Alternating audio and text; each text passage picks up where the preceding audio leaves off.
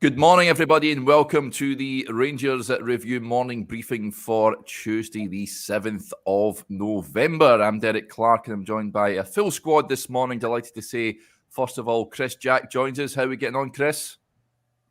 Not too bad, Derek. Not bad. How's things? Yeah, absolutely fantastic. And Stevie also joins us for the first time this week. Got to say, Stevie, I enjoyed your post-match reaction video with Joshua at Hampden on Sunday. Great to see you back on and happy with all things Rangers at the moment.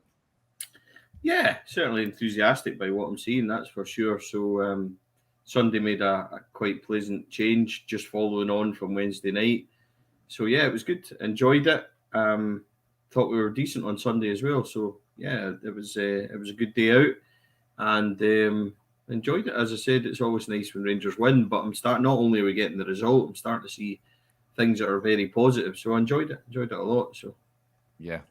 You and me both. We'll get into Philippe Clement's start in more detail shortly, folks. Just a quick word, though, for our podcast sponsors, the MPH Group. And with winter rolling in, if you're thinking of giving your home heating system a boost, then they have an enticing Navian boiler winter promotion for you. When you opt for a Navian boiler installation through MPH Boilers, not only you're choosing top-tier efficiency, but you're also getting a free Navian internet controller.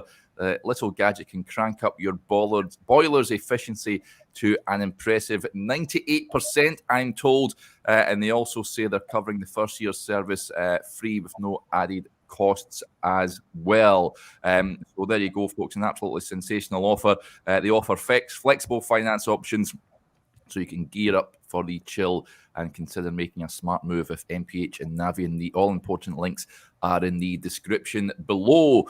Right, get your thoughts as well on Sunday, Chris. You were at Hampden as well. I think Rangers totally deserve to progress to the final. I think second half more so. It was an impressive showing. The alteration at half-time, I think, helped with this introduction of Scott Wright. What did you make of it all? It was all thoroughly straightforward, thoroughly encouraging, thoroughly pleasing. I thought it was a really professional, solid performance from Rangers. As I say, Derek, definitely deserved to go through. No doubt about that. Hearts offered very little. What they did manage to carve out, Jack Butland was too good for it. And to be fair, Rangers could actually have scored more and won more comfortably on the day. I thought they were really, really good.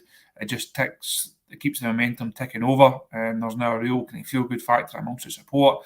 I think the comments from the players afterwards and over the last few days about the kind of feel-good factor within the squad are interesting as well. So no, it's just another result. Obviously, 90 minutes away now from a bit of silverware, which is always nice. And it does just keep things rolling over nicely as we look ahead to Thursday night. Yeah, absolutely. I've seen a stat. Well, it's not so much a stat as just blatant facts in his first games as Rangers manager. He scored 17 goals, conceded just 2.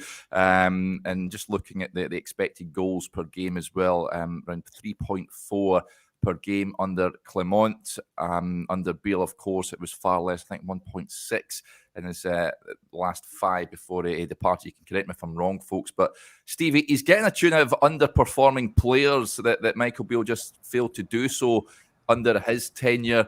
As you say, not only is he getting results, I mean, when Michael Beale came in took over from Giovanni Van Bronckhorst, he was getting results initially, but the football wasn't good to watch. We're sort of getting both now, are we not? I was going to say something, and it wasn't meaning to sound bad towards what you just said about the stats. Put the stats to the side. What does your eyes tell you when you're watching Rangers now? So stats are great, and stats sometimes can kind of back up what you're thinking. And, you know, like last week at Dundee, it looked good, and I thought we performed really well. And I thought to myself, you know, I wonder where I wonder if they are as good as I'm thinking in my head. And then you go and look at like things like XG, and you find out it was the highest since Steven Gerrard's reign and stuff like that.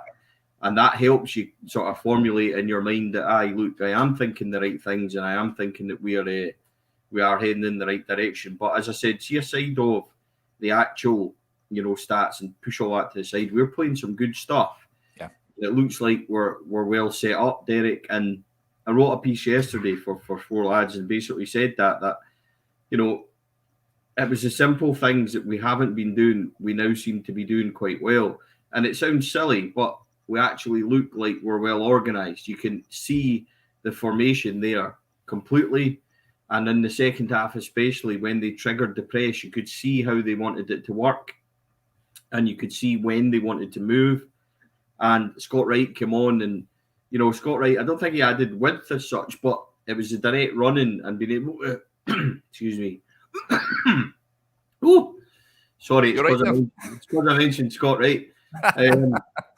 Because his sort of running capability and drive with the ball and things like that. So no, I mean, getting a tune out underperforming players, that's a difficult one, Derek, because we had this discussion, all of us in here, and we said we're going to find out how much these players have been affected by the style that the management was trying to do and what they were trying to be told, and if they could understand. We said all these things, almost offering them an excuse as such, and a kind of, a way out for them to prove that they could play. Now, they performed well the last couple of games. They need to go and really prove that and really kick on and show that. But I think, footballers are pretty simple people, that in terms of instruction and getting them set up to do. I think that Clement's maybe just come on and done that. He's, perhaps simplified what they're trying to do. He's made some decisions that are just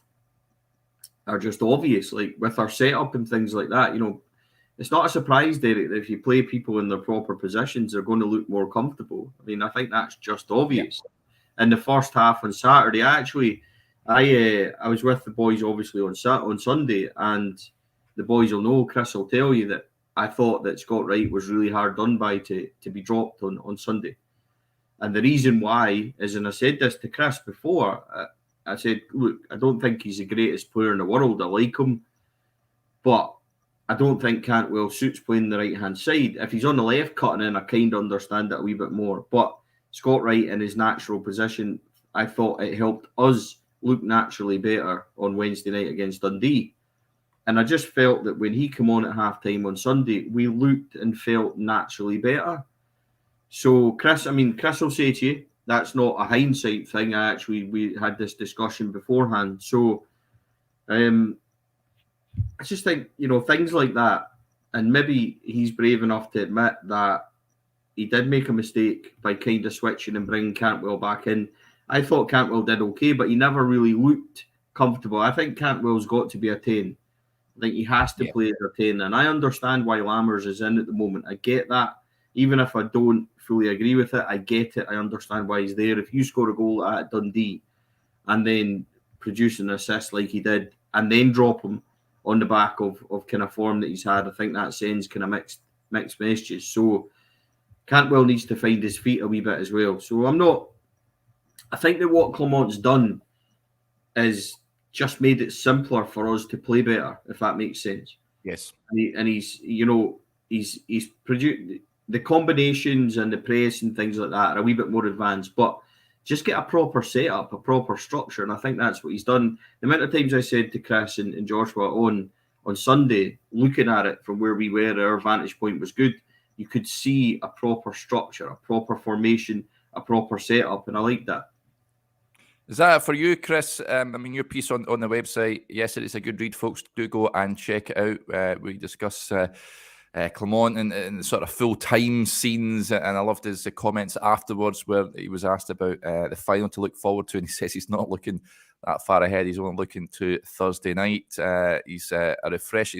As John Lundstrom says, he's a breath of fresh air. Would you agree, Chris?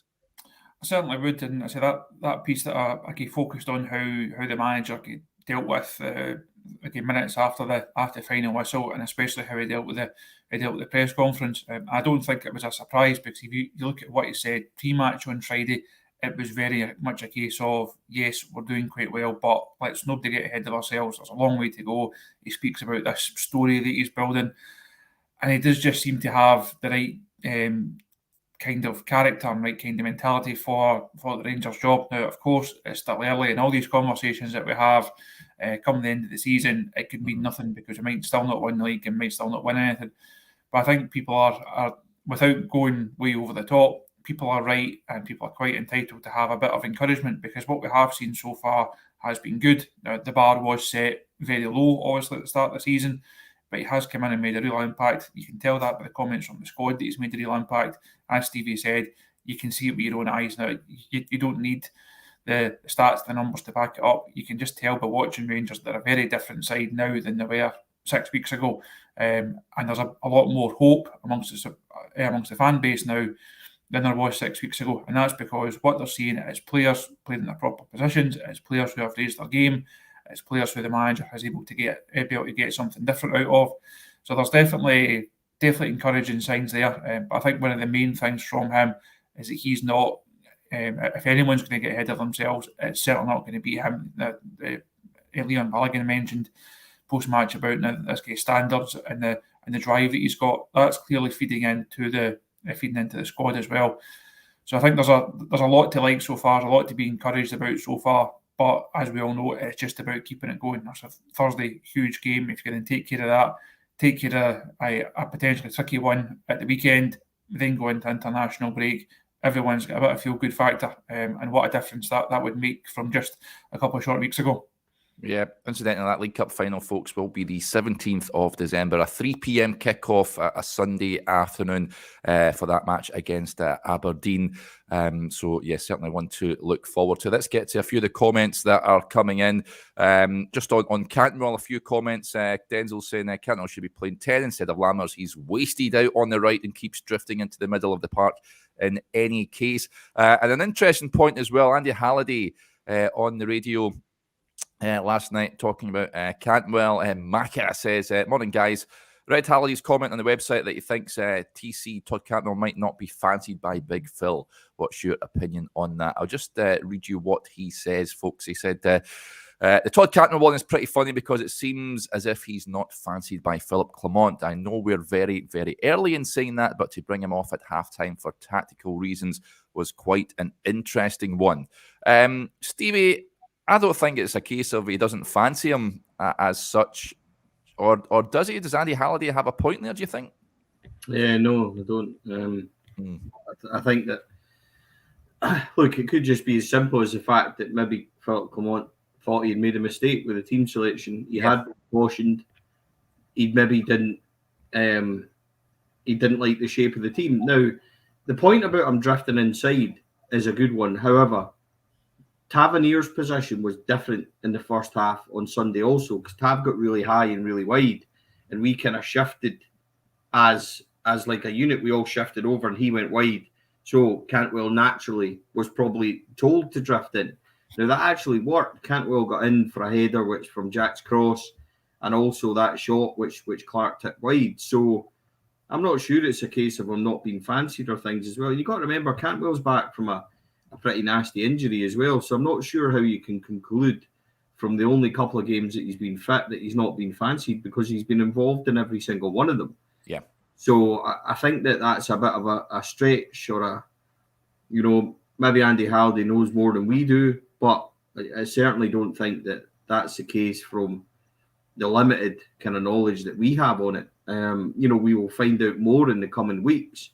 But there's also, as I said weeks ago when he first came in, Philippe Clement is a really difficult job, because he's got to try and somehow get something out of Sam Lammers, and Cyril Dessers and the other new boys that have come in. Now, it's easier with, Dowell, Sterling, everyone, Balogun and stuff like that, because they were free transfers and things like that. He needs to get ones out of the money we've spent.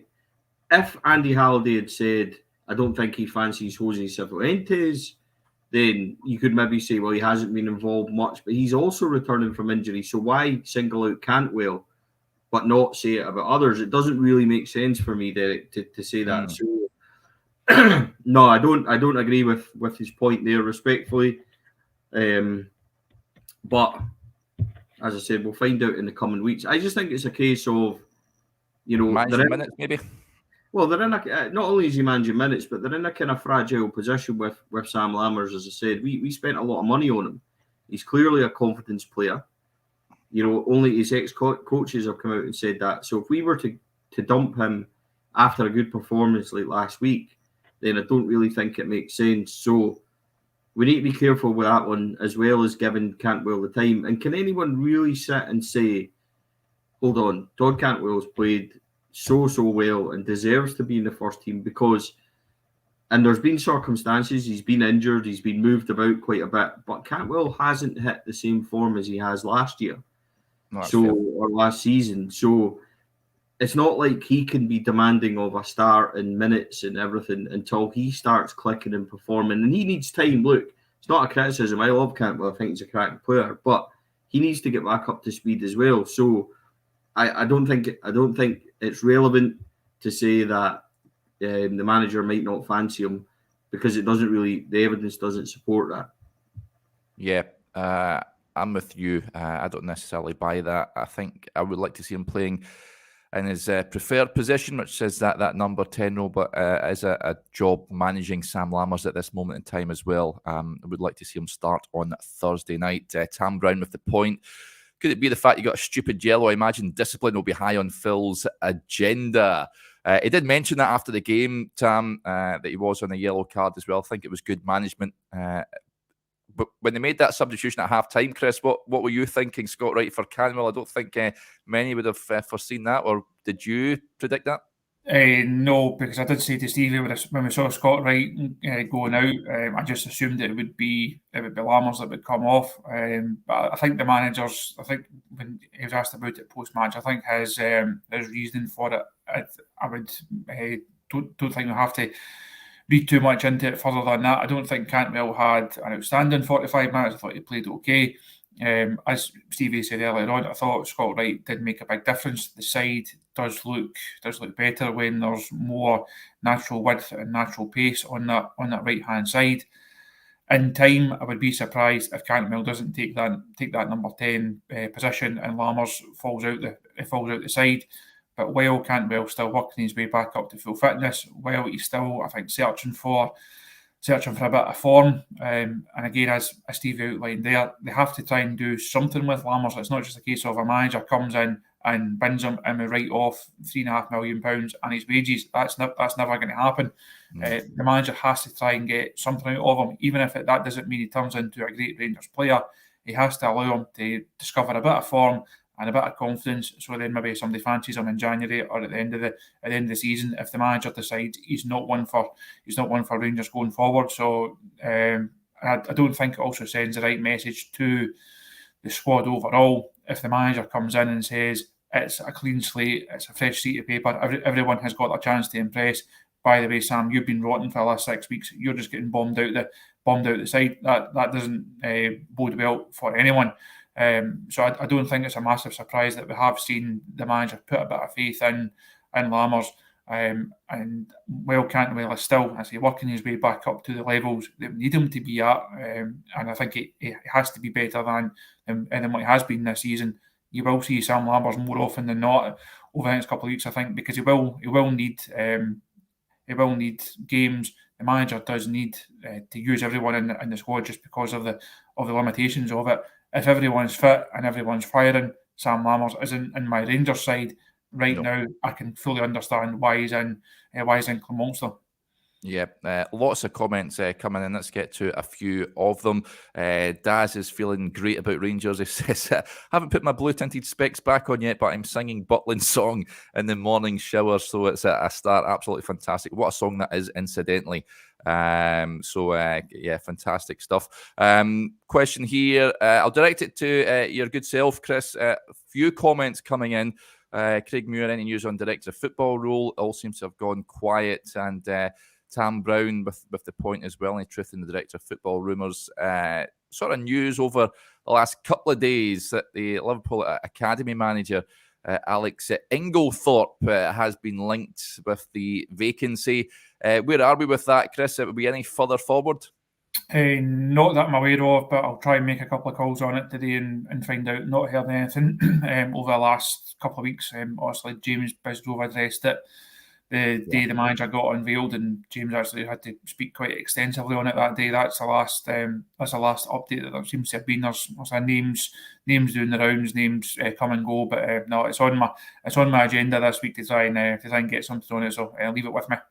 Yeah, busy week it is at Rangers Review Towers. Incidentally, folks, I spoke to Dave McCallum and Cole McKinnon yesterday ahead of a big match for the B team this evening and to take on the Airdrieonians at Capello in the SPFL Trust Trophy in the 4th round of the competition. If you're not doing anything this evening, then go along and support the boys. They've had some cracking results in that competition this season already, and hopefully they can take the scalp of Airdrie, who are led by Rhys McCabe, of course, formerly of this parish. So it should be an intriguing contest tonight. Just on looking ahead to Thursday, Stevie, a few comments coming in about potential alterations to the team. I said already I'd like to see Cantwell start the match. Sean Martin with the point, though. Morning, guys. Do you think Lawrence will play ahead of Lammers on Thursday night? It was great to see him as cameo on Sunday, Stevie. Touch wood, he can steer clear of injury, but just provides another option in the squad. All of a sudden, looking a lot more healthier. Yeah, it certainly does, but I'm not starting Tom Lawrence on Thursday. Sorry to be the bearer of bad news. I can't remember the European squad. What's the situation? I asked Josh that Lawrence is in the European squad because he got injured against Betis. Right. So, but Balogun isn't, and Yilmaz isn't. No. Right. Okay. Fair enough. So it's a good thing that we put Kamar Roof back in. That was a really sensible idea, wasn't it? I mean, we thought that was ever going to work. But anyway, I think Philippe Clement shares that view. You did say it was a puzzle. He wasn't in charge, of course. I don't think he would have selected that European squad, but he's got to deal with the hand that he's been dealt. It is what it is. I probably said at the time it was a good thing to put him in, but I'm entitled to be grumpy about it now that he's injured. So, listen, I would, talking about the squad on Thursday, I'm inclined to say that Leon Balogun keeps his place for any game at the moment because he's earned it. Now, unfortunately, he comes out and because of the European situation, but as far as I'm concerned, he comes Sunday, he goes straight back in. So Leon Balogun's done really well, and I think he's made a difference. I think his pace helps, which is funny for a guy that's 35 years old, but he is quite quick. Yeah. And I thought he'd done well up against Vargas as well. And now he's not going to play every game, and I understand that. I get all that. So maybe that European thing helps slightly. So there's obviously a change. Barisic will obviously start at left back as well. But I thought, and see on the left back situation, Derek, and I talked about this at halftime, and Joshua and Chris and I, we spoke about it as well. See the amount of times that it got to Borna on Saturday and he just whipped it across, right? Try to hit an area. I don't think the manager would have been happy with that. And we certainly didn't do it in the second half. There was a lot more passing, trying to find the forward man. But the amount of times we just hit an area and it's fallen into bad habits. And we've seen this before under Gio, where there was that famous Livingston, where I think they had about 238 crosses that game. And then they also had it under Beale against Aberdeen, where Beale's saying, we're getting good crosses in. It's pointless getting good crosses in when there's nobody on the end of them and you're not even giving your forwards a chance to get there and get it. Now, the amount of times that Borna put in a cross on Sunday and it was just into an area, I think that kind of hurts us. So I wouldn't be surprised if you see less of that on Thursday night. I think he's definitely going to have been spoken to and been warned about that, because that's bad habits from us, Derek, and it doesn't suit the way I think we're trying to play. It certainly wasn't what we tried to do in the second half. But going forward, I think, midfield, Jack and Lundstrom, I thought Lundstrom was great again on Sunday. I thought he was really excellent. Incidentally, Derek, I spoke to him after and people laugh at this. So I seen him in the mix zone and he was standing off camera, and I just shouted him and I said, John, mind you said I wasn't upbeat last time you spoke to me, and he was laughing. I said, I think you've been great the last couple of games, keep it up. So there was a small reconciliation between John and I on Sunday. It was I was laughing. It was good fun. But, John's a good lad. And I think credit where it's due. He's been great. So he keeps his place. And then going forward, I think Scott Wright has to start. I think Lammer starts. I think Sima starts, and then Danilo plays up front. So in terms of the squad on Sunday, I think the only enforced changes are Balogun just basically, and I think it's a toss-up between Ben Davis and John Souttar, because Davis came on at the weekend and was a bit rusty. Let's be honest. Like he caught a couple of times, and I don't think he had a great performance against Shankland the week before. So, I don't know where Suter is with regards to his muscle injury kind of situation. So, no, I'm not. I think that's, a flip of a coin for who comes in. But do you know what? See, ahead of Thursday, we can actually go and look forward to that one and just go and play the game for what it is. Like, it's a home game in Europe. We don't have to worry about, a second leg or anything like that. Just go and win the game and then see where it takes us. A win on Thursday, as stupid as it sounds, will put us more or less through the way it looks and the way the grounds could. If you think that Betis are going to take care of their games and they'll take care of Prague most likely when they play them, our head-to-head against Prague after Thursday night, if we win, should be better. So we'll almost be home and hosed if you manage to win on Thursday night. Then you've got the Cypriots coming. Limassol will come. Should take 6 points, Stevie. And I don't want to take just 3 points off them. Like, they were atrocious. We owe them big time for that performance away. Especially after the social media post days later. Poor McSunis has been taking it in the neck, so we need to rally round for him. Listen, they're not a good side. So let's be perfectly honest. If you'd said to us at the start of the group, you're going to have Prague, and then you're going to have Limassol at home, 6 points will guarantee progress. But not only will it guarantee, you're in with a shot in the last game of actually winning the group. And winning the group is important for where we need to be in terms of, is it a last 32 or a last 16, etc. in the last bit. So, no, I think we should be looking forward to Thursday and go and trying to express ourselves and put ourselves onto games. And this is what I said last week. It happened on Sunday as well. Go and exert yourself onto the game. This is Rangers, so we should have better players. No disrespect to anybody in our league, apart from Celtic. We should have better players to go and play our game and put our sort of philosophy and things on games and on teams. And I think at Dundee we did that, and I think on Sunday we did that. And if we're going to start to see more of that, Derek, then I'm all for this, because it's been great to watch, and it's really picked up my enthusiasm for it all. So, on Thursday we're at home. Go and play the game. Go and put our performance onto it. And I think we should be absolutely fine. So I'm looking forward to it. That feel-good factor's definitely coming back. That's for sure. Absolutely. And I like this. Colin Stewart messages in. Morning, Colin says, morning from Chelmsford, chaps, heading up to the match on Thursday evening. Last match I attended at Ibrox was Gio's first match. I take another 2-0 win. Absolutely fantastic stuff. Hopefully you enjoy the game, Colin, and your team wins on Thursday. Love a bit of comedy on the show. Phoenix Guru says, European squad is 3 goalkeepers, 2 defenders, 2 midfielders, and 83 forwards. Not far away from that, buddy. And Mark Heights, I had to check this just there. He says, Betis won 15-0 the other week.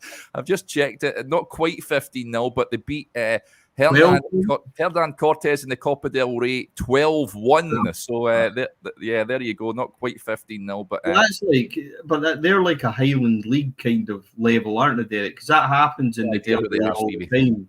Because they're like amateur. It's like, it's like playing, Fort William. I think there's kind of that level of the Del Rey kind of thing, because that happens every year.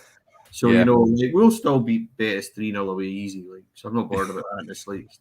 Well, I wouldn't bet on that, because I'm going, and my record watching the Rangers in Europe is 0 wins. I've got a couple of draws, but the rest are defeats. Chris, your Rangers European record away from home, is it pretty decent?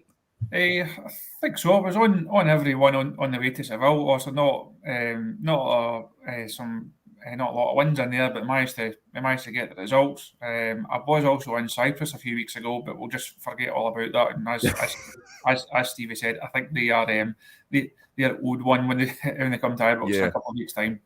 Yeah, absolutely. Before we wrap up, a couple more interesting points that are coming in here. Just on the Balogun situation, Brian Kane says Goldson seems to play better with Balogun, seems to trust him more than the other. Balogun has been excellent, wins everything. Can't agree too much. Can't disagree with that, Brian. And an interesting point, going slightly left field, Stephen Maxwell says, no mention of the huge crowds at Edmiston House last night. John Brown just looked a bit out of place. This is the K-pop, the South Korean pop girl band Stacey were attending Ibrox last night. They were at New Edmiston House. huge crowds there. Got to say, Stevie, when I seen Bomber in the photographs with James Bisgrove and the likes, I never knew that was at the crossover we needed in our lives, but there you go. But a good bit of PR for the club.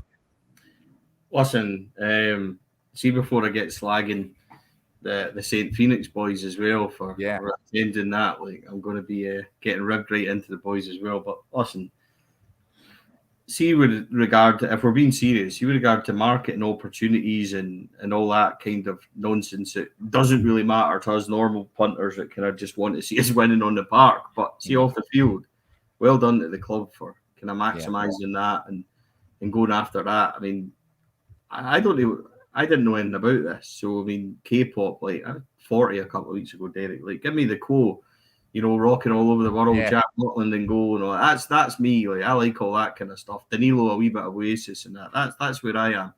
So I've got no idea who Stacey and all this nonsense is. But apparently they are absolutely massive and everything else. And the club have done well. You see on a rainy kind of Monday night, thousands of people outside Edmondson House, and you get Broxy doing that dance this morning to that Teddy Bear song is hilarious, by the way. So I thoroughly enjoyed that. And you've got to hand it to the club, and I'm sure that James Bisgrove and his team will be behind this. So they've taken a really good marketing opportunity and went for it. So good for them. But as for Bomber, I'm not sure that when they said to him about, the scouting roles changing, you're going to be an ambassador for the club and blah, blah, blah, and he was all for it. And I'm not sure that dancing about with kind of K-pop and Stacey and stuff like that is what Bomber had in mind. But I'll be after the St. Phoenix boys today as well. So they deserve a wee bit of a ribbon for that one, I think. So, Chris, are you a fan of Stacey and K-pop? Is that your sort Chris of music? has got all their albums, like Chris. I was down at Edmondson House last night. Actually, I really enjoyed it. It was a bit cold, but I enjoyed there's a good kind of camaraderie amongst the fans there. Until they turned up on stage with the shirts on, I had never heard of them nor their particular brand of entertainment. I'm still not quite sure what it actually is, but as Stevie said, fair play to the club for seeing an open goal and going for it. I say it's all good fun. I think if it had been 6 weeks ago and people were raging with every single thing that the club were doing and wanted the manager sacked, it wouldn't be going down as well. But on the back of an encouraging couple of weeks, everyone's got a bit of a spring in their step. Fair play to them. Yeah, good bit of publicity for the club, that's for sure. Right, guys, that'll do us there. Huge thanks to Stevie and to Chris, as ever. And thank you to each and every one of you for interacting with the show. Just a reminder, if you haven't already done so, now is the time to subscribe to the Rangers Review website. You can find regular articles from Chris, Stevie, Joshua, myself, and others on there. So you can sign up for just £4 for 4 months, or you can take out a year's subscription, just £18 for an entire year. Head over to rangersreview.co.uk/subscribe for all the details. We'll be back again tomorrow morning, but until then, enjoy the rest of your Tuesday. Bye for now.